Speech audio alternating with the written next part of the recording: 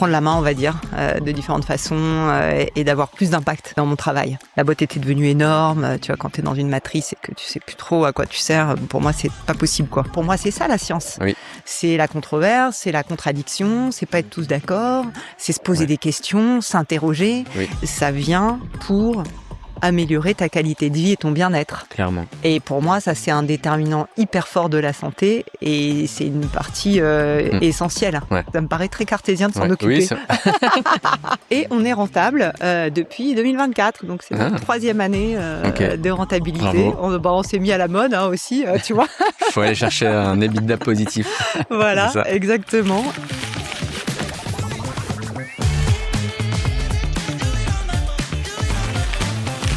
Salut Solange. Salut Arnaud. Je suis très content de t'avoir aujourd'hui dans ce nouvel épisode de Tech de Job. Je suis ravi qu'on puisse aujourd'hui discuter de ton parcours, de comment t'en es arrivé là, de ton enfance, de ton début de carrière et aujourd'hui de ton rôle de CEO chez Medoucine et de fondatrice aussi. Du coup, ce que je te propose, c'est qu'on va essayer de découper cet épisode en plusieurs axes. Pour les auditeurs, est-ce que tu pourrais te présenter en 1 minute, ou un peu plus si tu veux, pour qu'on sache qui tu es? Bonjour, donc merci pour cette invitation. Avec plaisir. Je suis Solange Arnaud, je suis la fondatrice de Medoucine, qui est, on nous présente parfois comme le Doctolib des médecines douces. C'est une boîte que j'ai créée il y a 10 ans. Okay. Moi, au départ, je suis ingénieure, j'étais à l'école polytechnique, donc je suis rentrée dans la santé par les petites cellules, le décryptage du génome, etc. Puis la pharma, la biotech et Medoucine, donc depuis 10 ans, avec pour ambition de faciliter l'accès aux médecines douces, donc ces fameuses pratiques complémentaires que sont l'hypnose, la sophrologie, la réflexologie, l'ostéopathie, etc., dont je pense et je vois chaque jour à travers mon métier à quel point elles sont complémentaires de la médecine conventionnelle et elles permettent vraiment d'être mieux dans ses baskets et donc un meilleur contributeur pour le monde qui en a bien besoin. Est-ce qu'on, pour revenir un peu en arrière, donc tu as fait Polytechnique, ensuite tu es parti tout de suite dans la biologie, c'est ça? Ouais. Pourquoi? Est-ce qu'il y a eu, est-ce que ça vient d'un environnement familial? Est-ce que c'est un choix purement, t'aimais ça? Ou voilà, est-ce que tu peux nous en dire un petit peu plus? Oui, j'ai découvert la biologie plus ou moins à l'IX en fait et j'ai trouvé ça super intéressant donc j'ai eu envie d'approfondir ce sujet-là. À l'époque, c'était vraiment le début de la compréhension du génome, de toutes les manipulations génétiques aussi. Enfin voilà, il y avait beaucoup d'engouement autour de ces sujets-là et la promesse, c'était on va sauver le monde du cancer grâce à ce décryptage du génome, la compréhension fine des mécanismes des maladies. Voilà, donc avec mon esprit ingénieur et intéressé par le vivant, ça collait assez bien. Mais ce que du coup on a raté, c'est que avant, j'étais déjà entrepreneur, puisque j'ai un copain qui m'a dit à la fin des années 90, ah Solange, j'ai une idée, on va monter une boîte Dans la tech. Okay. Donc la première vague de la tech, là, la grande époque du Silicon Sentier, déjà en 99. Dans le Sentier, t'as fait ça du coup. Et à l'époque, on était rue Beaubourg, plutôt dans le quartier Beaubourg. Ouais, exactement. On était assez voisins. Donc voilà, j'avais déjà eu cette expérience entrepreneuriale qui n'avait rien à voir avec la biologie, mais qui est venue d'une rencontre et d'une opportunité qui était vraiment un très beau moment de vie. T'as émis une idée. Pourquoi tu t'es dit why not, je bascule dans l'entrepreneuriat et aussi dans la tech, même si t'es ingénieur de formation. Et aussi, c'est quoi un peu le startup world dans les années 90, au moment où la bulle Internet éclate, etc. Est-ce que tu peux nous dire un peu, je sais pas, l'ambiance qu'il y avait, comment c'était? Ouais.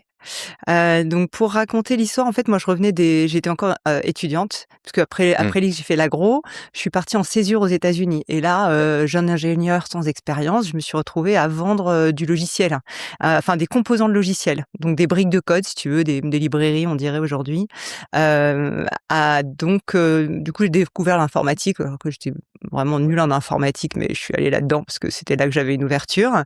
Et donc, quand je reviens, j'ai ce copain qui, lui, était étudié à Harvard à l'époque, et donc il l'avait vu parce que les États-Unis avaient déjà un temps d'avance sur ce qui se développait.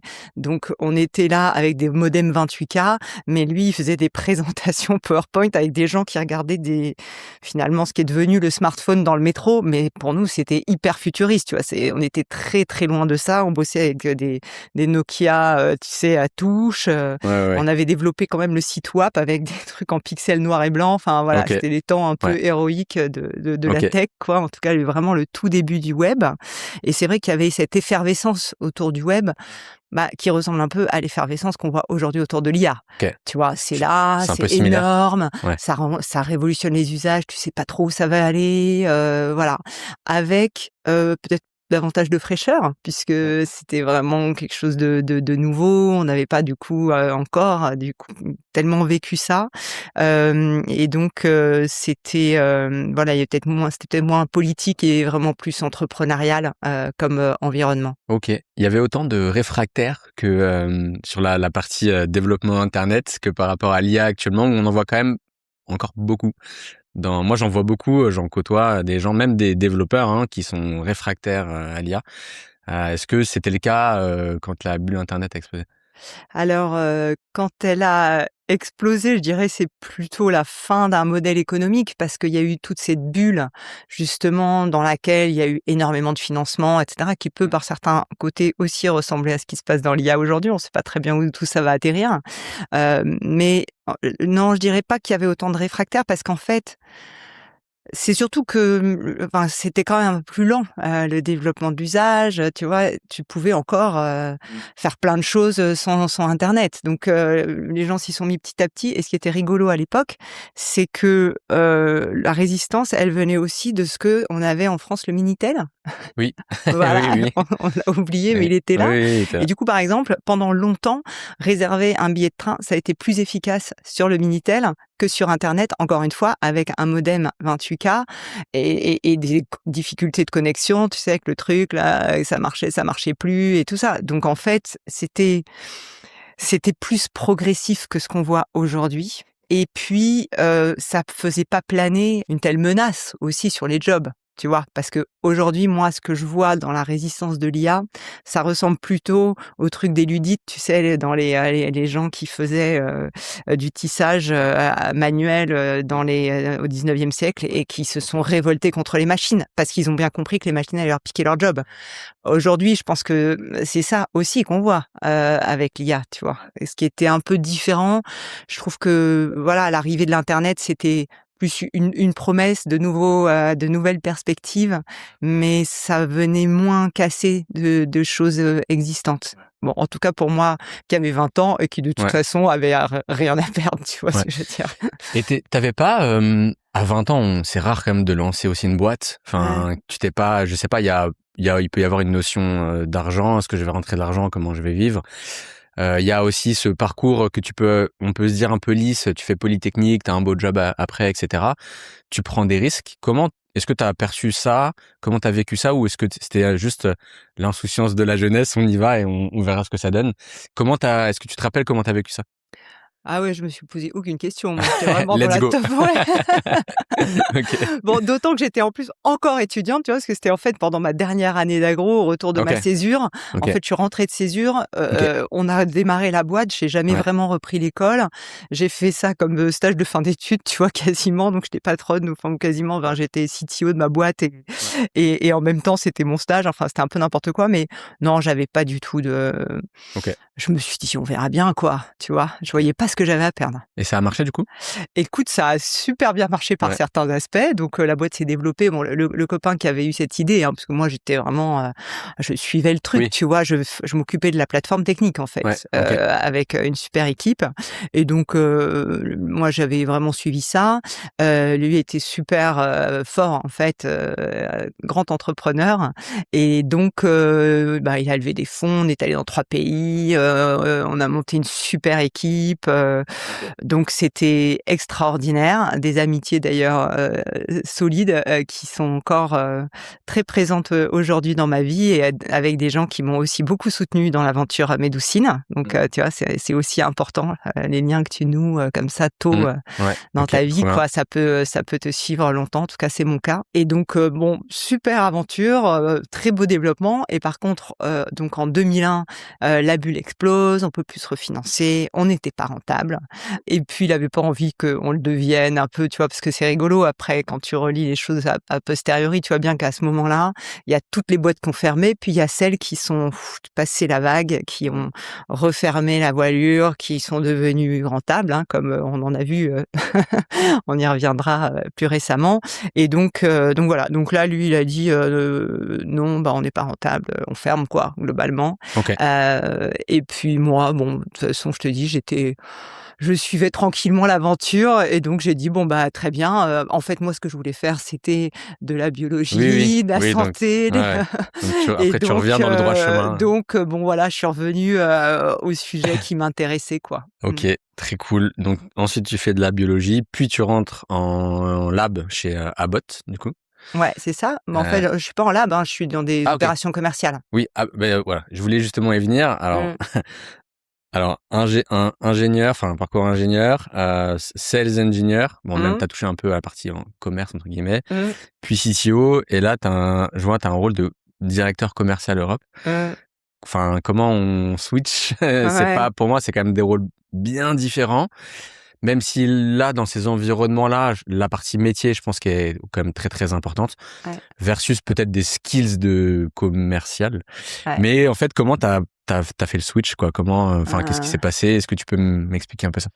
je dirais il y a deux pendants à ça. Il y a un truc un peu progressif puisque, dans la biotech, là, j'avais un rôle aussi d'ingénieur commercial, en fait, tu vois? Moi, j'ai toujours été à la frontière entre, la technique et le commercial, d'une certaine manière. Ok.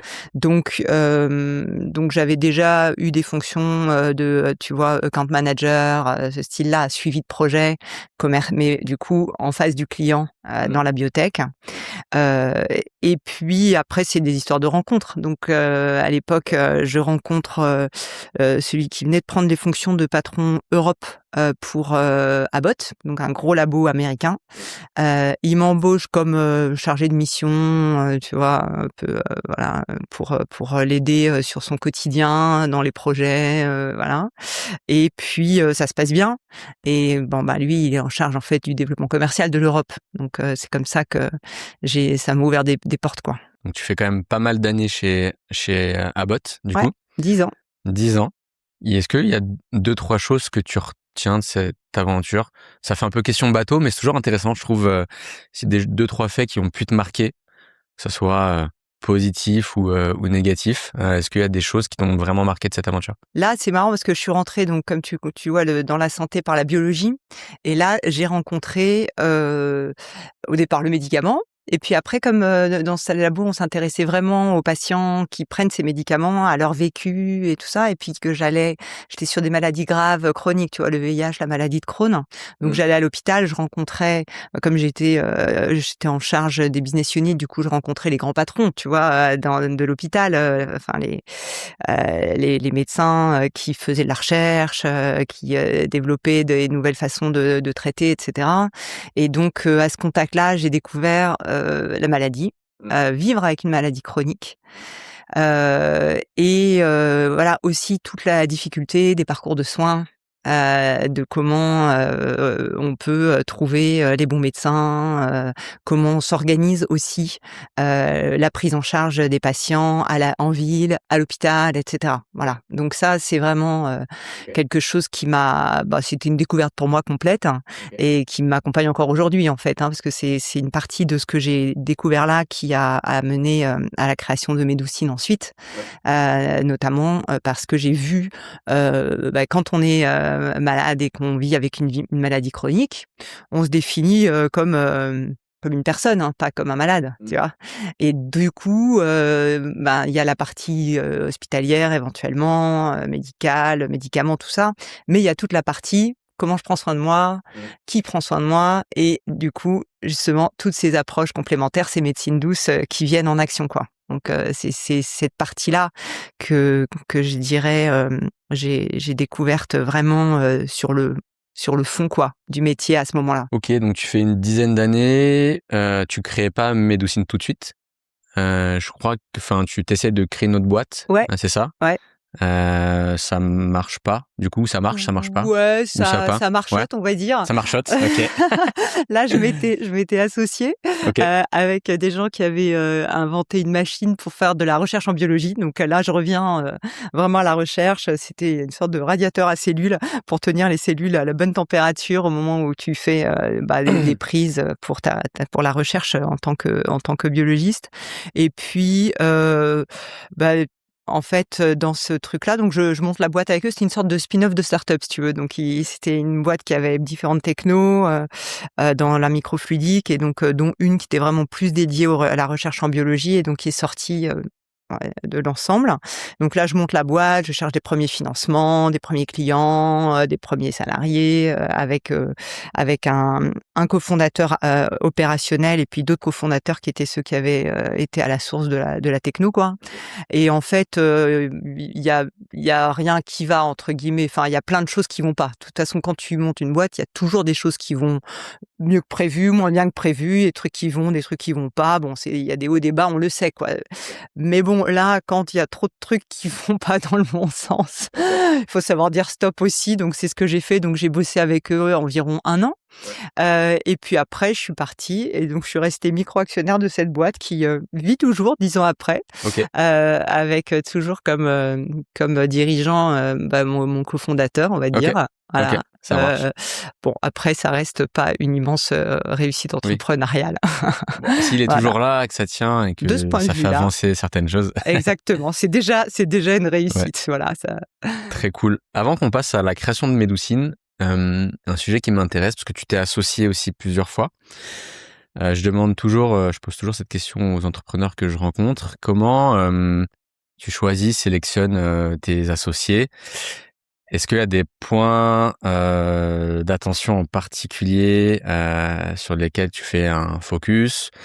Enfin, voilà, intéressé d'avoir ton point de vue à ce niveau-là parce que pour moi, c'est vraiment la clé d'une réussite d'une boîte. Je le vois aujourd'hui, moi, avec Pachamama. Aujourd'hui, si ça marche aussi bien, c'est que j'ai trouvé la bonne associée. Mais on a discuté pendant 1 an ensemble avant. On s'est posé plein de fois pour discuter des valeurs, de ce qu'on voulait faire, de ce qu'on voulait pas faire, des sujets un peu tabous comme l'argent, par exemple, ce genre de choses. On a posé tout à plat et à la fin, on a coché toutes les cases. Et c'est là où on s'est dit, on se lance. Parce que tous les deux, on avait une mauvaise expérience entrepreneuriale avec des associés tous les deux où ça n'avait pas matché. Et là, on s'est dit, moi, je m'étais dit plus jamais. Et là, je suis tombé sur sa route. Et du coup, je me suis associé à nouveau. Mais avant, j'ai pris un temps. J'avais vraiment, en tout cas, elle devait cocher des cases. Je devais aussi cocher des cases pour elle. Et ça a matché. Mais du coup, je suis curieux aussi d'avoir un peu ton avis sur le sujet. Ah, mais c'est génial. Mais Ouais. écoute, de toute façon, tu as donné tous les tuyaux Ouais. là déjà. Parce que je vois que tu as bien bossé le sujet. Il y a peut-être autre chose. Écoute, mon expérience là-dessus, elle est assez, différente puisque, il y a eu cette première association très, ouais, bonne idée, super, on y va, Ouais. qui a été géniale, voilà. Mais encore une fois, moi, j'étais vraiment dans le rôle j'ai suivi une aventure, à ce moment-là. Mais c'est vrai qu'on partageait beaucoup de valeurs.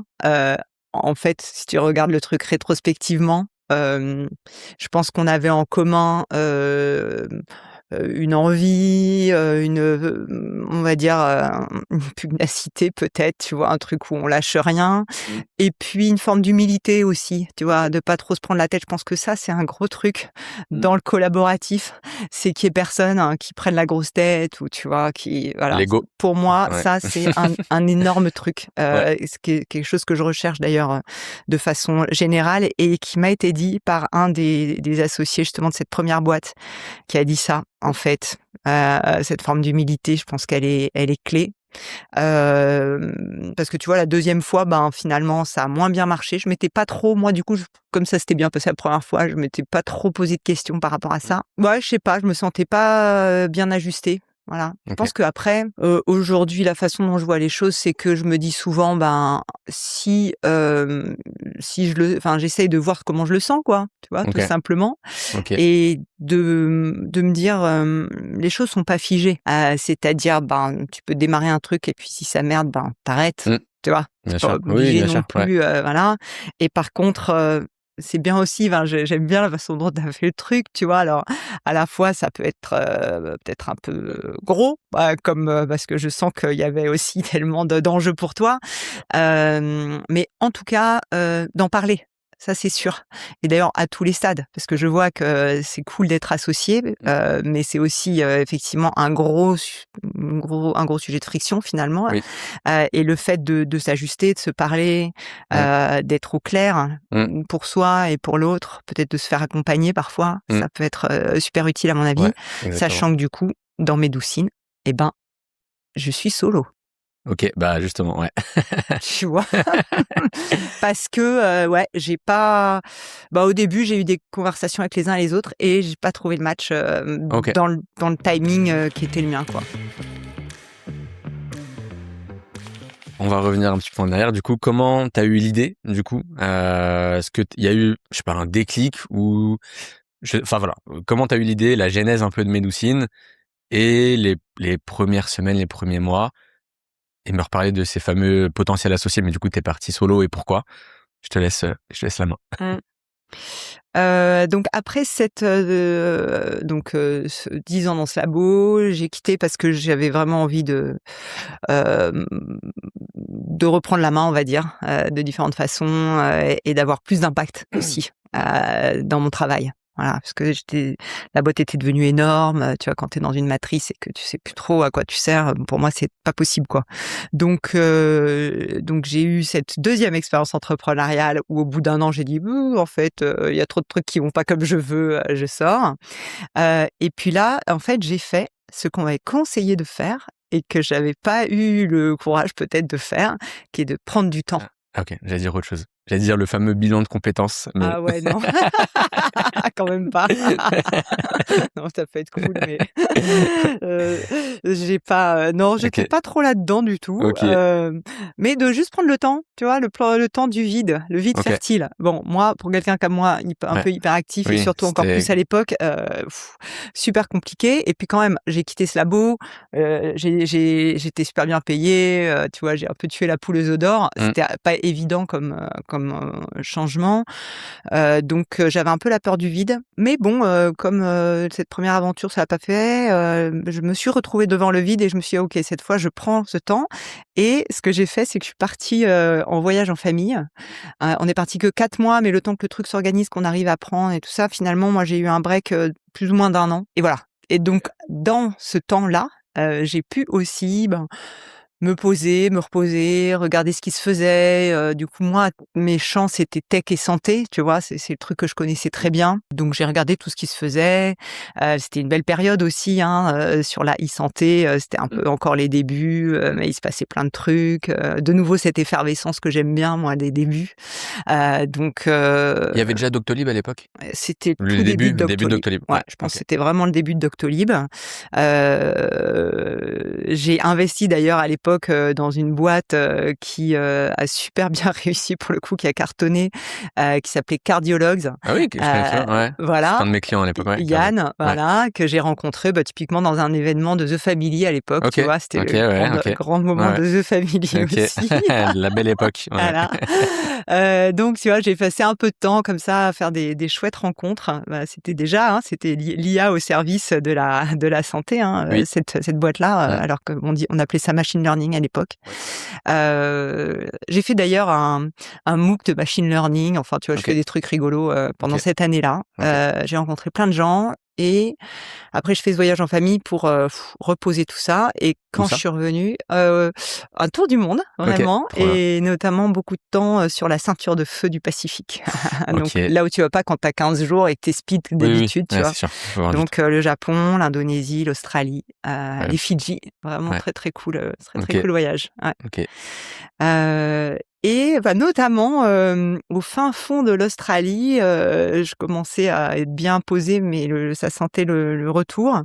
Bah, j'ai pris le temps de me poser avec, ce serait quoi mes idées, tu vois? Les sujets sur lesquels je voyais qu'il y avait, un intérêt, de la valeur ajoutée, avec mes sujets tech et santé. Et puis voilà, parmi tout ça, il y a une idée qui a émergé, mais ça a été plutôt, je dirais, progressif. Je sais même pas te dire, tu vois? Je Oui, j'ai c'est pas pas tout le de suite, moment où je me suis dit: «Ah, c'est ça» ou OK. quoi. Non, j'étais un peu comme toi avec, ton associé là, tu vois? Je cochais Ouais. des cases, je tapissais un truc, Un j'essayais enchaînement de plusieurs idées, en fait, ouais. ouais, ouais, OK. ouais et de bien structurer ma réflexion et tout ça. Mais finalement, comment c'est venu? C'est que j'avais un axe autour du coût des coûts de la santé. Et de comment, la prévention peut être, une façon de dépenser moins. Parce que Mmh. si tu te dis en fait, tu vois, il y avait à l'époque, c'était le début de la complémentaire santé obligatoire pour tout le monde. Oui. Et moi je me disais: «Mais en fait, au lieu de ça, on pourrait plutôt, au contraire, encourager les gens à ne pas prendre de complémentaire santé, mais du coup à devenir responsables de leur budget». Mmh. Et quand tu deviens responsable de ton budget de santé, Oui. tu as peut-être pas les mêmes comportements et notamment, bah, il y a un sujet de, comment je fais pour éviter d'être malade? Mmh. Et comment je fais pour éviter d'être malade? Ben, notamment les fameuses médecines douces, prendre soin de soi, être attentif, bien dormir, bien manger, gérer son stress, éviter, les addictions et cetera. Ben, c'est une super façon de, dépenser moins et d'être mieux dans ses baskets. Voilà, donc c'est comme ça que j'ai eu cette idée de Médoucine. Ça marche. Alors, les du coup, les un peu les premiers mois où est-ce que tu avais l'idée d'une plateforme où tu vas rassembler du coup, toutes ces personnes-là qui sont autour de la médecine douce? Comment tu as développé, la plateforme? Est-ce que tu as levé des fonds tout de suite? Tu me parlais de tu as discuté avec des potentiels associés. Pourquoi ça ne l'a pas fait? Et bah, je sais pas, c'est quoi tes 1ers salariés ou les vraiment le lancement quoi, le 1er cap, c'était quoi? Ouais. Donc j'ai eu cette idée-là de me dire, en fait, il y avait aussi un autre truc qui était que j'avais constaté, que même dans le cadre du monde médical, hein, trouver un médecin, le bon médecin, la bonne spécialité de médecin, c'est pas toujours évident. Mmh.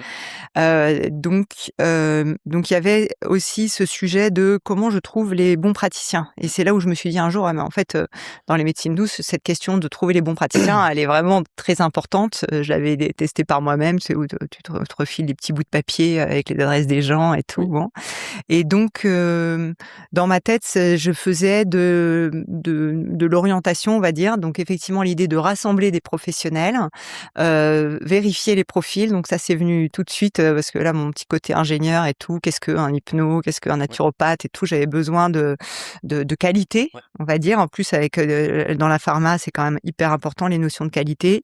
Donc rassembler les bons professionnels et orienter le public vers les bons professionnels. Voilà. C'était effectivement le tout début de la prise de rendez-vous en ligne. Donc, il y avait potentiellement cette prise de rendez-vous, mais je l'ai pas implémenté, Tout de disons que suite. c'est pas le première feature que j'ai implémenté parce que, je voulais tester aussi. J'étais vraiment dans un truc, test and learn, tu OK. vois? Vraiment petit à petit, C'est MVP c'est machin, c'est toi qui développes le MVP du coup? Non, Ou tu le fais dév j'ai fait appel à une une agence. agence? OK. Voilà. Au début, voilà, j'ai monté j'ai mis cette idée sur papier, tu vois? J'ai fait 4 slides, je l'ai présenté un peu autour de moi, j'ai appelé des hypnos, dans l'annuaire et j'ai vu comment, j'étais reçue, tu vois? J'ai testé des trucs. J'ai vu que j'étais plutôt bien reçue. J'ai rencontré aussi des médecins, tu vois? Des gens qui faisaient, déjà appel à ces pratiques, dans un cadre, Mmh. vraiment complémentaire, au sens, collaboration avec, la médecine pour tester mon idée aussi auprès de ce public-là et puis rapidement, en fait, j'ai mis de l'argent sur la table. J'ai, recruté, bah, j'ai fait bosser une petite agence freelance, tu vois, pour faire un MVP. J'ai fait bosser quelques freelances pour appeler des thérapeutes et convaincre une trentaine de thérapeutes de nous rejoindre, alors que le site n'existait pas. Tu vois, il y avait un petit peu un truc de comment tu fais la poule qui et l'œuf. Par où tu démarres là. Donc voilà. Du coup, on leur a dit: «Ah, il y a cette super plateforme qui se monte, vous en êtes, elle n'existe pas, mais voilà à quoi elle se ressemblera», tu vois, avec 3 slides et puis il y a des gens qui nous ont fait confiance et OK, qui trop sont bien. venus et donc j'ai eu, assez rapidement, en quelques mois, ce que je voulais faire moi, c'était pouvoir tester le marché, donc avoir une plateforme en ligne, une trentaine de pros et voir ce que ça donnait. Après j'ai mis un peu d'AdWords pour, Ouais. faire du rendez-vous parce Mmh. que ce que j'ai vu, c'est que quand même pour matérialiser cette rencontre, la prise de rendez-vous a été importante, quoi. Mmh. Tu vois? Donc au début, c'était vraiment plus, mise en relation, tu vois? Échange de même par SMS, on envoyait des numéros de téléphone, enfin, tu vois? Des trucs, vraiment très, très, très Oui. manuels et puis comme, la mayonnaise a pris, je me suis dit: «Ben, ouais, je vais aller chercher des fonds pour, développer ça» et là, j'ai vu que bon, là, j'ai vu 2 trucs. J'ai vu déjà que j'avais un super réseau. OK. C'est l'avantage, bon, j'avais déjà 40 ans, tu vois, à l'époque, donc ça permettait d'avoir, pas mal de réseaux, et des gens, bien placés, donc ça m'a donné des ouvertures, notamment pour, rencontrer, des fonds, des financiers, tu vois? Et commencer à Mmh. voir comment j'étais reçue, qui était moyen, honnêtement, enfin, j'étais très bien reçue, mais Il y a pas pas eu de traction? pas de traction. OK. Pas de traction, 2 raisons. Bon, d'abord, c'était très, très tôt. Tu vois, j'ai vu que il y avait un truc de la c'est vrai que pour, trouver les premières étapes, c'était pas si Mmh facile mh. parce que, bon, il te faut de l'argent pour faire de l'attraction, mais Mmh. il te faut de l'attraction pour avoir de l'argent, quoi. Donc, Ouais. Le chat qui se mord la tu queue. dois Ouais, c'est l'avoir, ça. souvent Ouais, celle-là, ouais. mais donc, bon, j'ai vu que c'était un peu tôt pour l'attraction, pour en tout cas pour les v entre guillemets «les vrais financiers», les fonds et tout ça et puis que j'étais dans un secteur, hein, et c'est encore le cas, 10 ans après, hem, qui est pas institutionnel,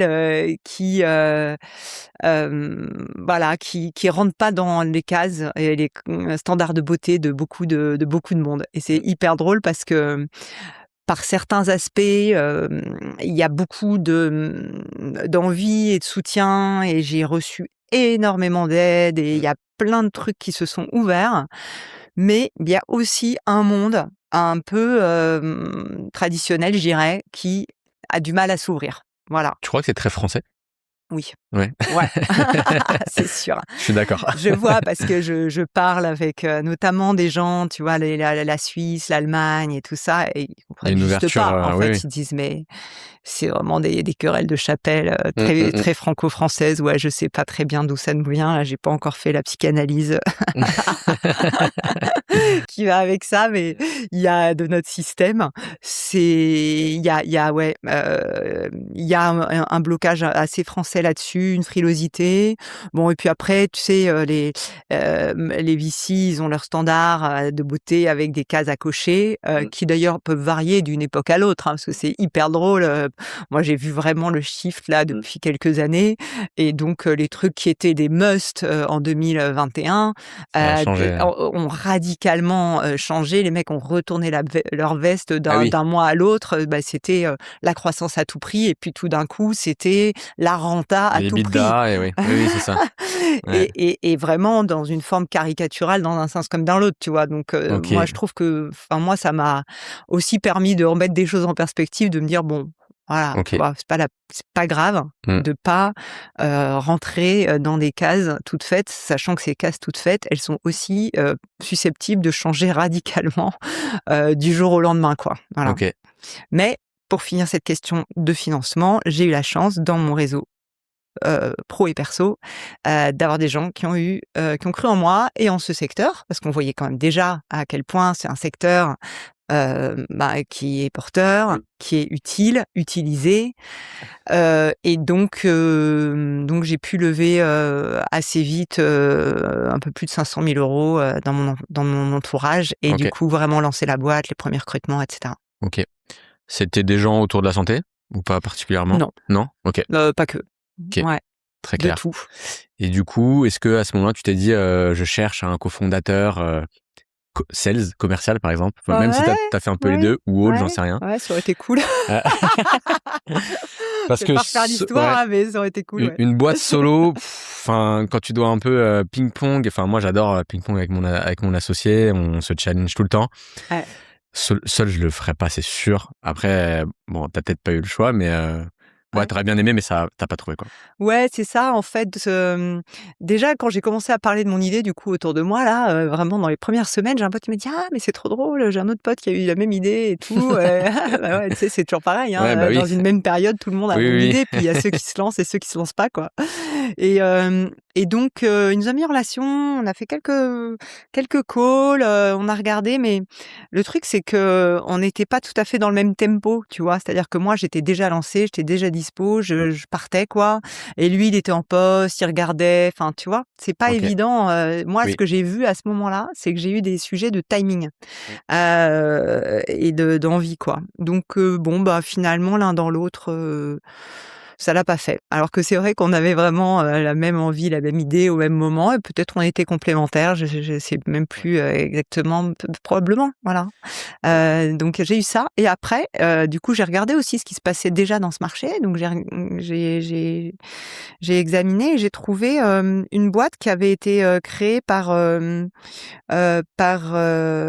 jeune femme, qui avait monté ce truc-là depuis quelques années déjà, qui ressemblait beaucoup à ce que j'avais en tête. Donc je l'avais contactée Ok, et le truc, c'est qu'elle, par contre, elle était plutôt sur sa fin de cycle. d'accord. Ok.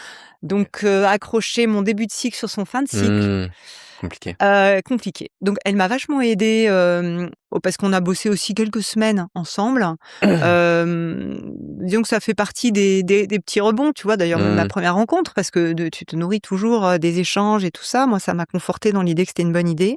Elle m'a aidée par son partage d'expérience aussi, y compris d'ailleurs, dans le trouver les quelques premiers praticiens et tout ok, ça. Mais au final non, on s'est reparlé là récemment, c'est très cool. Mais ok, c'est vrai on n'était pas du tout, dans la même phase de vie, quoi. ok. Rien à voir, c'est une idée qui me vient en tête, mais t'as enfin, un peu cette dualité ingénieur très cartésienne, médecine douce.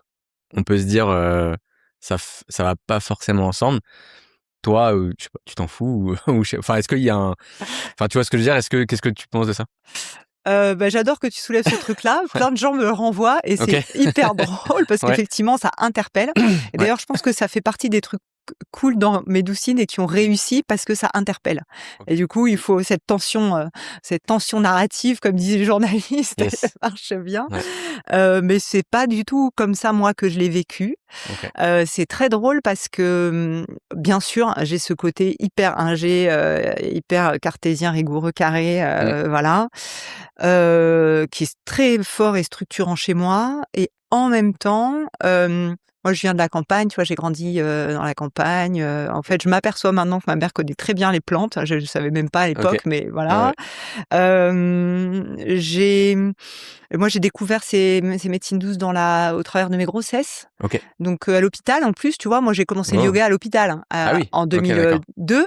Ouais. Donc, à une époque où, sortie de l'hôpital, après, j'osais même plus trop dire que je faisais du yoga parce que ça paraissait un peu chelou, tu vois? Ok. C'était pas le yoga Club Med Gym, hein, c'était vraiment, le yoga plutôt, c'était plutôt un truc un peu hippie et tout.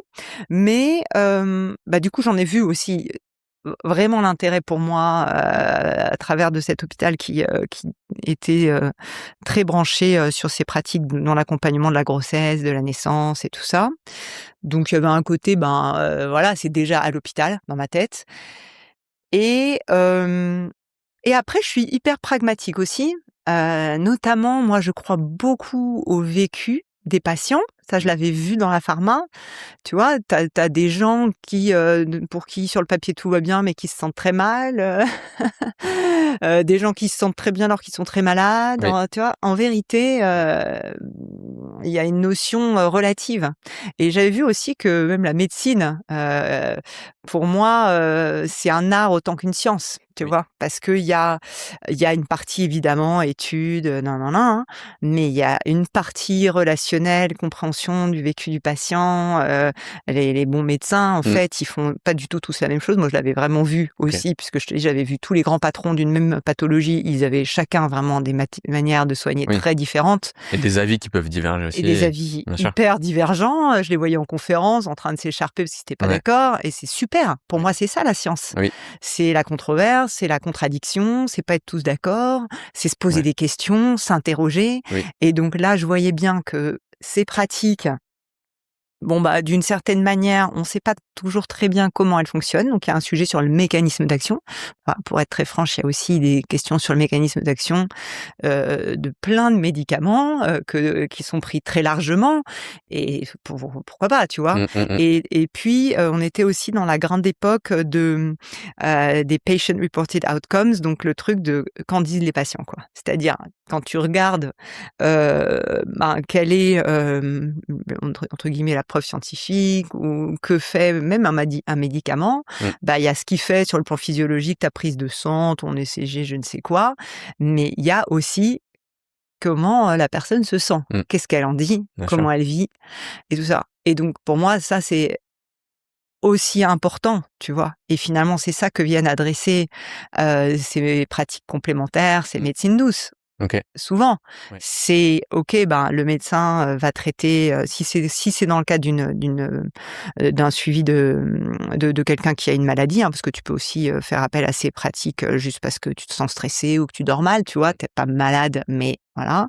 Mais en fait, dans tous les cas, ça vient pour, améliorer ta qualité de vie et ton bien-être. Clairement. Voilà. OK. Et pour moi, ça, c'est un déterminant hyper fort de la santé et c'est une partie, Mmh. essentielle. Ouais. Voilà et qui est ça me paraît très cartésien de s'en Ouais. Oui, occuper. c'est Très c'est pragmatique. ouais, c'est clair, c'est clair. OK.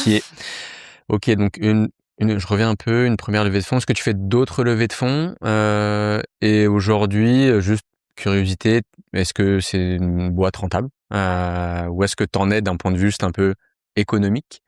Et après, j'aime bien aussi, est-ce que tu te souviens de tes tout premiers employés? Est-ce qu'ils sont encore là? Mmh. Ouais. Heu, donc oui, j'ai fait d'autres levées de fonds, OK. en 2018, en 2022, hein, parce que tu vois 10 ans, c'est une longue histoire. Et on est rentable, depuis 2024, donc c'est notre Ah! 3e année, OK. de rentabilité. Bravo. On s'est mis à la mode, hein, aussi, tu vois? Faut aller chercher un EBITDA positif. C'est Voilà, ça. exactement et puis bon, c'est pragmatique aussi parce que d'une part, l'environnement était plus du tout propice aux levées de fonds et après, comme je te disais, Medouci n'a pas non plus un profil, très typique, on va dire, dans le monde, des VC. Personnellement, je crois que j'avais pas non plus envie, peut-être d'avoir des fonds, traditionnels donc ça va très bien comme ça et depuis le début, on a eu, des clients peut-être pas dès le 1er jour, mais quasiment. Donc c'est vrai que le côté, rentabilité, chiffre d'affaires, il a été présent, OK. immédiatement pour Ouais. moi, parce que, pour le coup, je suis aussi quelqu'un de très pragmatique et tu vois, Ouais. terrien, terrienne. Donc pour moi, une boîte, en fait, pour démontrer, elle apporte de la valeur dans le monde qui est le nôtre, Oui, c'est vrai que, cette l'argent. démonstration, elle se fait par l'argent, Eh oui. donc par la renta. Mmh. Voilà. Du coup, c'est quand même quelque chose que je suis allée chercher dans la philosophie, Yes. dès le départ. Ton business model, c'est uniquement des praticiens qui ont un abonnement, c'est ça? Ouais, Principalement? OK. c'est ça, ouais. OK, très cool. Aujourd'hui, vous êtes, tu combien d'employés? Aujourd'hui, on est une douzaine. OK. Mmh. Les premiers sont toujours là? Non. Les premiers sont partis. Ouais, ils sont partis. Et C'est long 10 ans, hein, ouais, dans c'était notre quel monde. type de profil? Développeur, marketing, j'en sais rien, Ouais, le tu te tout rappelles? 1er, c'est un commercial. Commercial? OK. Ouais, et puis après, ben, oui, effectivement, un CTO tu vois, Le CTO. un Ouais. CTO de lui-même à l'époque, Oui. c'est-à-dire il était CTO, dev, Oui, un peu tout. DevOps, Ouais. voilà. OK. Donc les 2 et puis marketing. Bon, rapidement, en fait, mon métier, il y a 4 métiers dedans. Oui. Bah, il y a la tech, hein, effectivement, il faut développer la plateforme. Au début, j'ai commencé par les commerciaux parce que j'avais besoin aussi d'avoir, davantage d'offres, tu vois? On est en plus un business de plateforme et pour avoir de la demande, il faut de l'offre et Mmh. pour avoir de l'offre, il faut de la demande. Enfin, c'est toujours, Mmh. voilà, donc des commerciaux pour aller chercher des thérapeutes. On a bossé au départ sur cette première plateforme qu'on a jetée rapidement à la poubelle, donc c'est là où le CTO est intervenu et a développé une nouvelle plateforme. Et puis on a recruté d'autres personnes en tech, du marketing pour se faire connaître et Bien sûr. justement avoir de la demande et puis, du service client, Oui. hein, puisque quand, tu commences à avoir, 2000 thérapeutes, faut répondre au téléphone aussi, tu vois? Yes, OK. Aujourd'hui, vous avez à peu près 2000 thérapeutes, c'est ça? Ouais, c'est ça. OK, trop bien. Mmh. OK, super.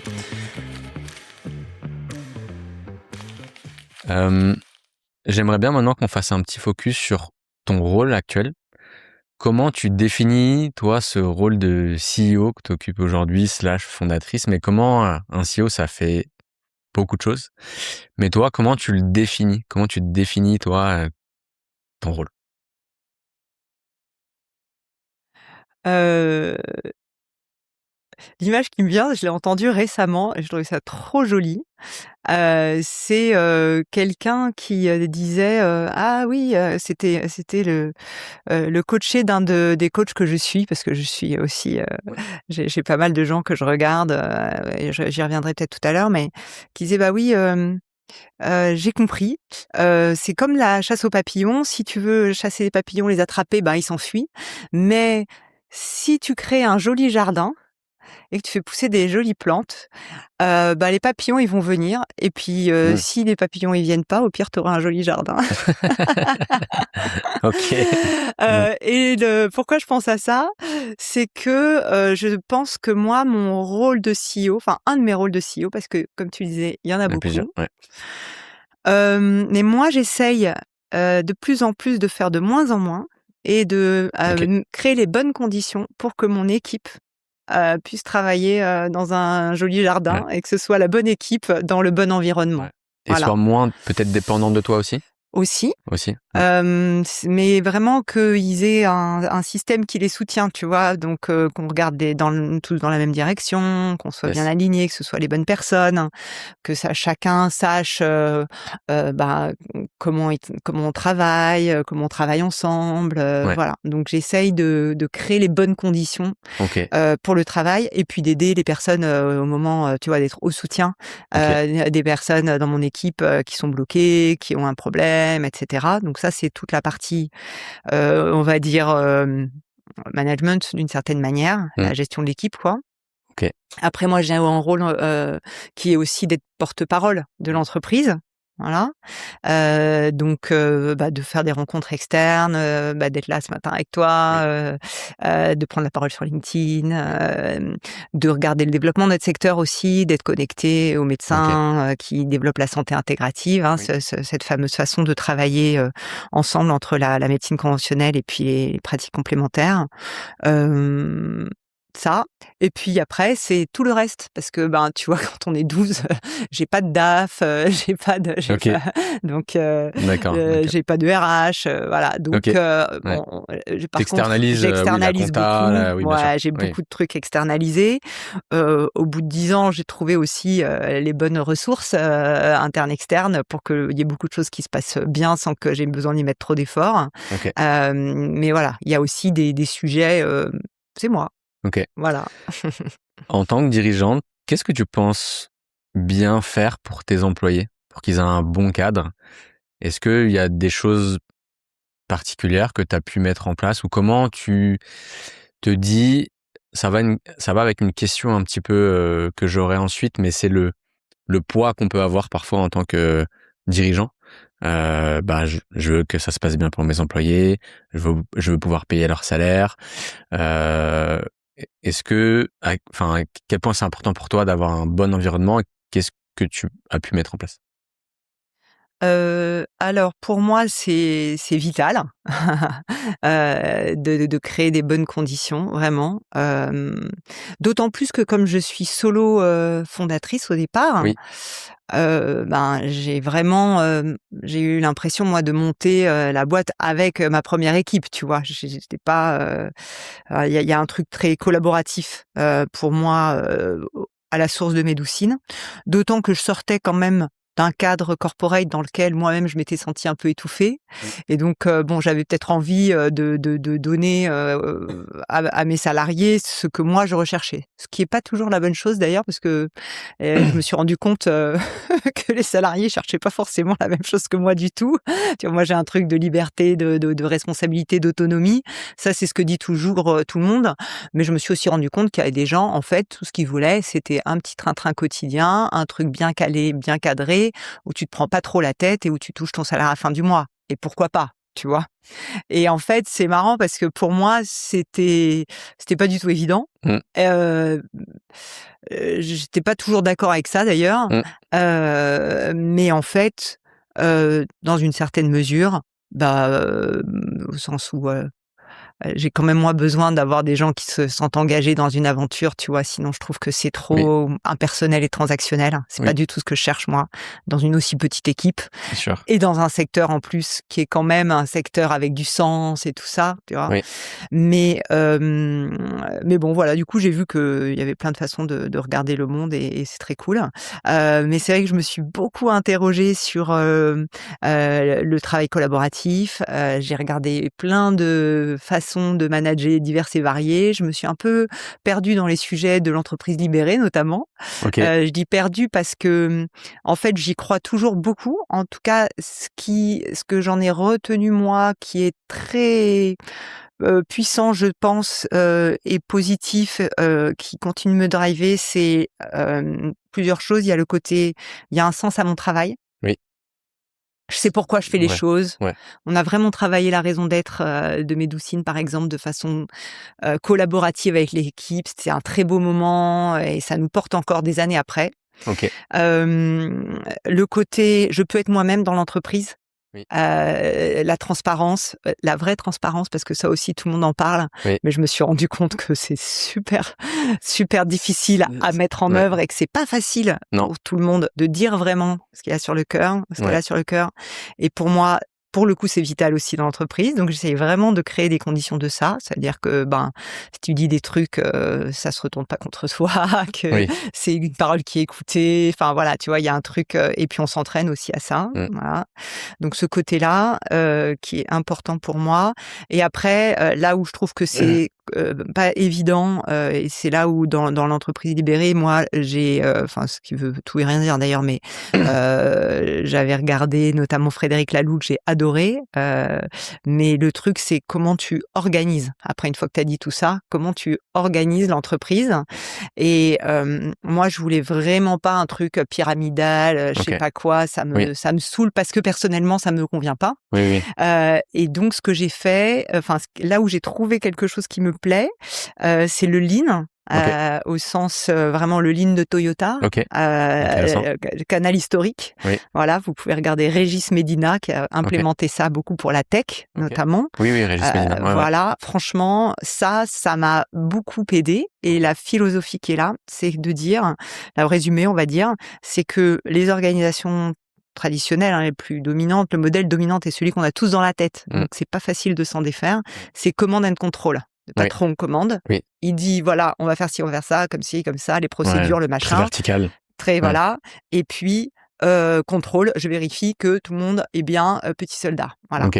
Donc ça, c'est le truc, je Ça donne envie. caricature un Ouais, peu, ouais. ouais, mais je caricature Oui. un peu, mais en fait, je me suis rendu compte justement dans les trucs où j'ai essayé d'éviter ça et ça n'est pas si évident, c'est que on est tous formatés comme ça. Donc en sortir, en vérité, ça demande un effort de Mmh. la part de Mmh. tout le monde et C'est quand vrai. moi, dirigeante, j'essaye de sortir de ce modèle-là, comme tout le monde me voit dans ce modèle-là, il y a un moment où, Mmh. tu vois, ça en tout cas, pour un certain nombre de personnes, Mmh, mmh c'est mh. difficile à comprendre Mmh mh. et du OK. coup, ça pose plein de questions et le modèle, du coup, c'est Orient and Support. Donc c'est oriente, on va dans telle direction, voilà où on va ensemble et ensuite je t'aide à y aller. OK. Voilà, je t'aide à y aller, mais je te tape pas dessus pour y aller, Ça je te paraît soutiens, plus quoi. sain, en tout cas, comme approche. Voilà et après, ben, dans l'implémentation quotidienne, il en a fait des bouquins et des conférences Ouais. entières et la vérité, c'est que c'est, bon, bah, comme tout enfin, voilà, comme tout système de management ou comme, toute boîte, ben, ça demande des ajustements quotidiens, avec chaque personne, avec chaque situation Ouais. et voilà. OK, ça roule. Mais j'aime bien cette philosophie, en tout Ouais, cas. OK, très cool. Hem, on pourrait voir un peu, souvent, alors moi, en tant que recruteur, je passe beaucoup de temps sur LinkedIn. On pourrait voir en lisant ton profil, super parcours, polytechnique, biologie, fondatrice, CEO de Medoucine et cetera. On pourrait se dire: «Oh, trop bien, elle a une vie géniale». C'est vraiment ce qu'on peut se dire, hein, très rapidement. Heu, est-ce que toi, en tant que fondatrice aujourd'hui, surtout solopreneuse, est-ce que tu as dû faire des sacrifices, peut-être, familial, financier, j'en sais rien, sur des choses? Si oui, ça serait quoi? C'est quoi un peu le revers de la médaille d'avoir, bah, une boîte à mission qui marche bien, qui a une belle visibilité, mais est-ce que voilà, il y a des choses, bah, un peu qui sont, moins bien, on va dire, sur ton rôle, sur cette aventure-là? Bon, d'abord, je tiens à dire que j'ai vraiment une vie super, hein. Bah, tant mieux pour toi Non, alors. mais c'est vrai, en t'écoutant, je me suis dit: «Ah, c'est cool!» Donc voilà, je me le dis aussi parce OK, que j'ai pas bah, tous les trop jours bien. tendance à me Ouais, le dire ou tu vois? Bah, en fait, ouais, non, la ouais, vérité, c'est que j'ai une chance extraordinaire, j'ai vraiment vécu tout ce truc et c'est trop vraiment bien. canon. Voilà. Donc La pensée positive du c'est pas matin. que sur Ouais. LinkedIn. Récemment, je prenais un café avec un pote, un petit déj et puis, je prends en fait un café, un croissant un vendredi matin, je me laisse un peu aller et puis lui, il se prend un thé vert et un œuf. Il me dit: «Ah ouais, je vois les médecines douces, c'est vraiment que sur LinkedIn». Mais en l'occurrence, non, j'ai une belle vie en vrai OK, aussi, ouais. OK, ça marche. Après, bien sûr, il y a aussi l'envers du décor et c'est pas tous les jours évident. Notamment, peut-être pour, parler de moments, qui ont été, difficiles, on est dans un secteur, qui déchaîne les passions d'une certaine manière, Mmh, qui a ses fervents supporters, mais aussi ses farouches, opposants, ses haters comme on dit dans le jargon, mmh, et qui sont, très puissants, très vocaux et notamment en 2021-2022, on a subi des attaques oui, qui personnellement m'ont beaucoup, touchée. OK, Parce que, bah, tu vois, j'ai monté Médoucine avec beaucoup de cœur, de rigueur, tout mon côté bon élève, ingénieur, mmh, nin et j'ai été attaquée vraiment sur mes valeurs en mode, «Non, mais c'est n'importe quoi, de toute façon, les médecines douces, c'est n'importe quoi, OK, c'est que des charlatans et des affabulateurs, oui, c'est que tout est en toc et donc si elle dit que c'est sérieux, c'est vraiment que c'est une menteuse, quoi». Enfin, je oui, te la fais courte, mais il y OK. a eu ça et après, donc ça, c'était la partie, C storytelling. C'était médiatisé du coup ça? Ouais, Ouais, un peu? il y a par quelques personnes, hein, mais OK, qui, notamment un youtubeur, tu vois, qui a repris ce truc-là et je me suis sentie personnellement attaquée. OK, Et puis après, le truc, c'est qu'une fois, que j'ai eu ça, on a été aussi, dénoncés à la répression des fraudes, à la OK, police et cetera, tu vois? ouais, Et je me suis rendu compte qu'en fait, c'était très facile, d'accuser gratuitement et que, ben, tu sais, le truc de, quand on veut noyer son chien, on l'accuse de la rage là, oui, c'est hyper puissant. et ça va vite, il y a un effet boule de neige derrière, tout le monde s'y met, il y en a un, ouais, c'est Ouais, ouais, après tu as le téléphone arabe aussi des journalistes qui font pas leur taf et qui reprennent le truc et tu te dis ouais, bon voilà. Et donc personnellement ça a été compliqué, aussi professionnellement, hein, parce que du coup, ça disperse quand même, beaucoup oui, d'énergie, tu vois? D'aller, répondre à la répression des fraudes qui te fait un audit de A à Z de la boîte. Je suis arrivée avec, tous les docs qu'ils me demandaient, j'en avais un OK. un carton comme ça et tout. Hem, Ça fait peur quand même, non? répression des fraudes, tout de suite, moi, ça Ouais, ça fait enfin, peur, ça fait peur. La police ouais, aussi, tu vois? Moi, je suis là, ouais, bah, pourtant, là, je fais quand même tout bien et tout. ouais, ouais. Mais bien sûr, ça fait peur et alors là-dessus, ce que ben, des années après, hein, parce que tout ça est vraiment, loin derrière moi aujourd'hui, donc c'est cool. Ce que je peux en dire, c'est plusieurs choses. Déjà, j'ai eu des actionnaires super, dont un OK, qui me dit, «Ah, bah, tu sais Solange, si tu es attaquée, c'est probablement que tu fais vraiment quelque chose de bien». Je oui, dis: «Ah ouais, ouais, bah, ouais», parce que c'est vrai que, c'est comme ça quoi, on est dans un secteur qui se construit, et donc faut qu'on fasse nos preuves. Je vois bien que dans notre secteur, on est tous là à laver plus blanc que blanc, à mmh, montrer encore plus de preuves de voilà, il y a du boulot, il faut qu'on fasse plus de recherches, il faut que les métiers se structurent. Bon voilà, donc on va faire tout ça. Moi, ça m'a aussi, apaisée vis-à-vis du positionnement de Médoucine parce qu'on a beaucoup travaillé, encore plus à ce moment-là. OK, Pendant, notamment en 2023, là, j'ai fait un gros travail avec des experts externes sur qu'est-ce que la confiance? Qu'est-ce qui crée de la confiance? Je voulais même faire en bon ingénieur un score de confiance, tu vois?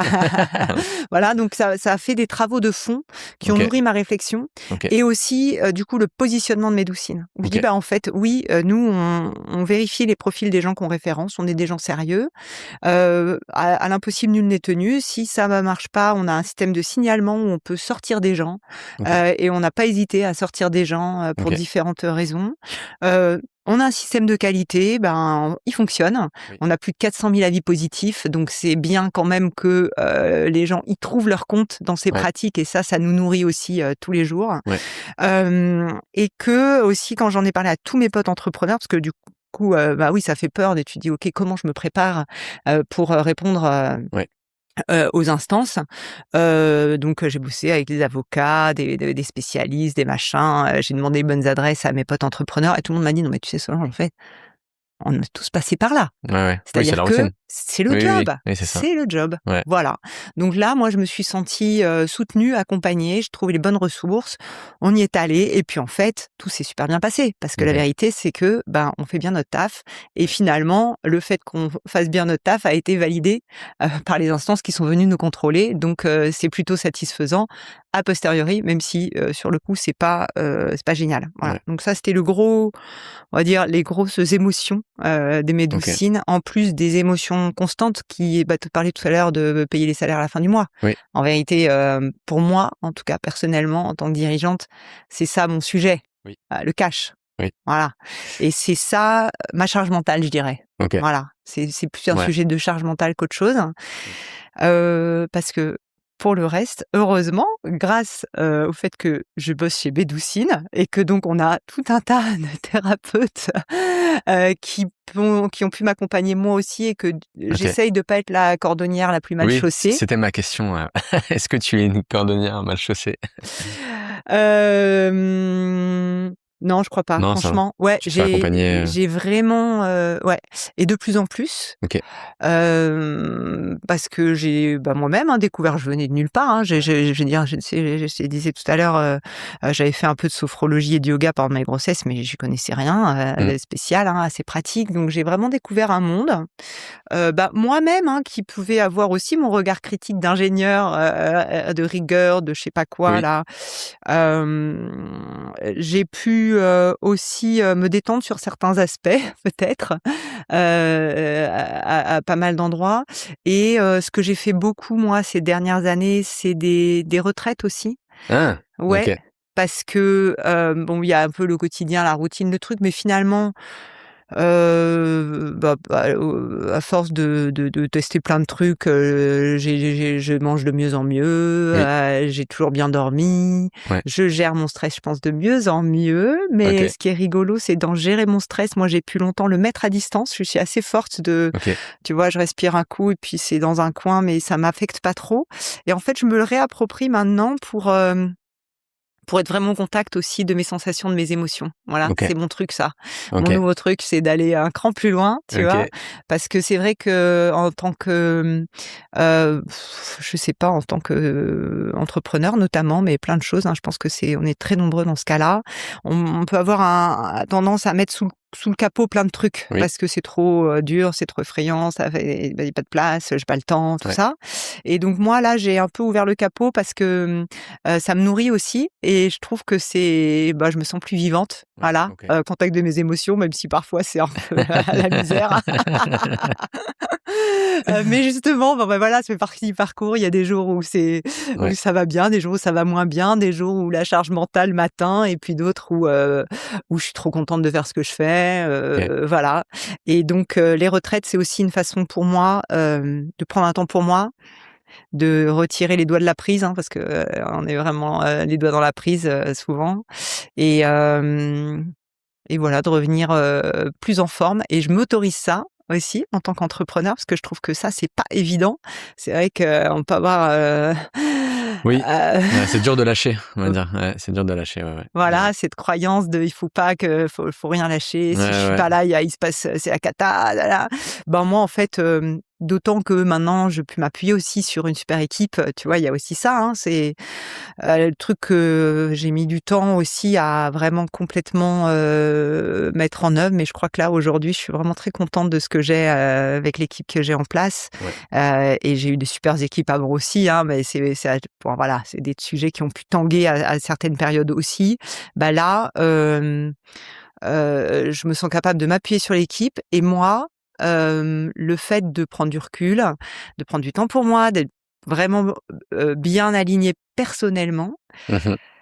ça me paraît une composante essentielle de mon job, Ouais, plutôt que de courir dans la roue du hamster. ouais, c'est sûr. Pendant qu'il y a eu cette petite, tempête, tu as eu un support des praticiens, enfin, est-ce qu'eux ont eu peur aussi, tu vois, que ça disparaisse? Parce que je pense que c'est, une des principales sources de revenus, c'est grâce à vous aussi, c'est comme ça qu'on les trouve.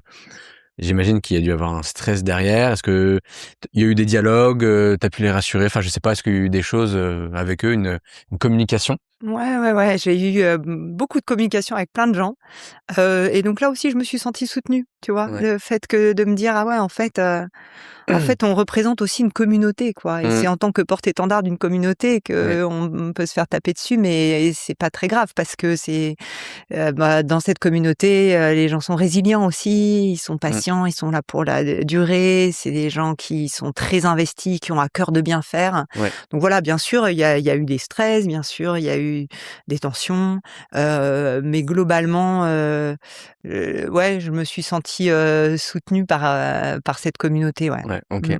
On arrive bientôt à la fin de l'épisode. J'ai 2 petites dernières questions, qui n'ont rien à voir. Comment, tu vois Médoucine dans 5 ans? C'est quoi un peu, est-ce que tu as une vision? Pas forcément, mais qu'est-ce que tu vois pour la suite? Ouais. Ce qui est important pour moi, bah, tu le vois, c'est de prendre davantage d'ampleur, d'être, encore plus, visible, connu, reconnu, Mmh. pour que, ben, tous les Français puissent, se dire: «Ah oui, ces pratiques, j'ai compris à quoi elles peuvent m'aider» et en tout cas pour ceux qui en ont besoin ou l'envie, tu vois? Mais c'est vrai que les sujets de stress, de douleur, de sommeil, ils sont quand même très généralisés malheureusement dans notre société, voilà et c'est tous ces sujets-là pour lesquels, bah, moi j'aimerais aussi qu'il y ait, ce réflexe de se dire: «Tiens, en tout cas si c'est pas une maladie et si mon médecin, m'a dit que c'était une bonne idée, je peux aller, voir des professionnels» et que là Médoucine soit vraiment la référence pour OK. trouver les bons professionnels, pour comprendre à quoi servent ces pratiques, qui aller voir pour quoi faire et que, il y avait vraiment d'une part ce réflexe, mais aussi dans ce que nous on développe et qui, est essentiel pour moi, c'est d'intégrer davantage ces pratiques dans les parcours de soins pour OK. vraiment travailler main dans la main avec les médecins OK. qui puissent envoyer des patients, vers des Mmh. praticiens parce qu'ils voient qu'il y a une vraie complémentarité à jouer et vice versa Oui. et comme c'est déjà le cas d'ailleurs, hein, nous on OK. a quasiment la moitié des pros, de notre réseau qui travaillent déjà Ah, OK. avec des Intéressant, médecins, hein. tu OK. vois? OK. Donc ça existe déjà et ça je voudrais vraiment renforcer ça, OK. donc pour faire, ce qu'on appelle la santé intégrative, Oui. vraiment intégrer ces pratiques, OK. davantage parce que je pense que c'est là qu'il y a des vraies synergies à aller chercher et qu'en plus, c'est là qu'on évite les problèmes. Oui. Voilà, Ouais, ouais. OK. OK, très cool. voilà et que Médoucine soit, la Bah, référence vraiment reconnue de ce secteur. je te le souhaite en tout cas. Merci. Et Et d'ailleurs, ouais, j'en profite, petite annonce pour les gens qui sont intéressés par ça. Dans cet esprit-là, on organise un grand événement le 5 novembre, trop bien. Porte-Maillot, Palais des Congrès, OK. qui s'appelle les Assises des pratiques complémentaires. Ah, Et on réunit là, du coup, des médecins, des chercheurs, des praticiens, des institutions. OK, Il y aura aussi la possibilité de tester des pratiques, d'écouter des conférences, OK. notamment autour de la santé de la femme, puisque, je ne l'ai pas suffisamment dit peut-être aujourd'hui, mais c'est vrai qu'on a un public très féminin, Oui, à la fois, les clientes et puis les praticiennes, mais aussi les hommes et on est ravis, qu'il y ait davantage d'hommes aussi, qui, se préoccupent, de ces sujets-là. Mais en tout cas, il y aura la santé mentale, la santé de la femme et puis OK, évidemment la santé intégrative et comment faire collaborer, OK. tout le monde, autour, des personnes qui en ont besoin dans chaque situation de vie. Trop bien. Conférence ouverte au public, du Ouais. coup? Ouais? OK, super.